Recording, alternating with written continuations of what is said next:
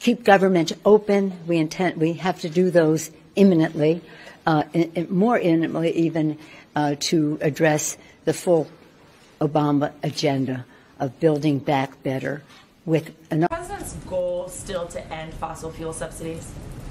That's his goal, yes. Go ahead. Jen, the president spent most of his week doing his negotiating behind the scenes here at the White House, in meetings, on the phone. Today he's making a very public trip to the halls of Congress. So why the change in tactics? Is this a make or break moment? This is a moment where he feels it's exactly the right time to go to the caucus and make the case for why it's important to work together to get this agenda done. He wants to go back to the substance and talk about how the components of each of these packages will make a difference in people's lives. And he wants to have an engagement and a back and forth in person, which, as you can all note, he's had a lot of people here come to the White House. He loves that in-person engagement, and it's an opportunity to do exactly that. When there will be a vote, when there will be a deal, there's a lot of work going on behind the scenes about that. This is just his own effort to make his case directly to the caucus. Is he trying to send a message by literally meeting members physically where they are? And what message would that be? That's my question. Okay. I think I wasn't sure what you were asking.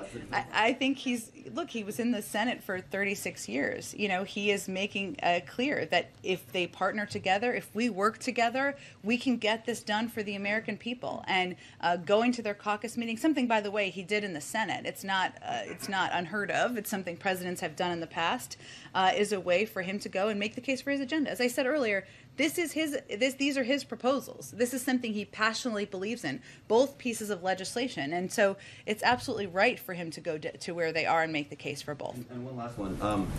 During most of the day yesterday, it was quite clear that the votes were not there for this infrastructure bill to pass. And yet we saw White House officials and the president working throughout the day to try and cobble together the votes to pass that legislation last night, only to see the inevitable happen with the speaker delaying that vote. So what, in the president's view, did that work yesterday accomplish, and was it worth it to try and push for that bill to be passed on that arbitrary timeline?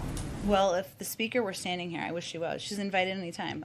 She would tell you it wasn't inevitable, and that when you legislate and when you are working with a small margin, which she is, in Congress to get something done, that timelines, self-imposed deadlines sometimes can help crystallize for people and help you make progress. And we think it did exactly that. As we said in a statement last night, we're not quite there yet. We're still working toward it. That remains the case today.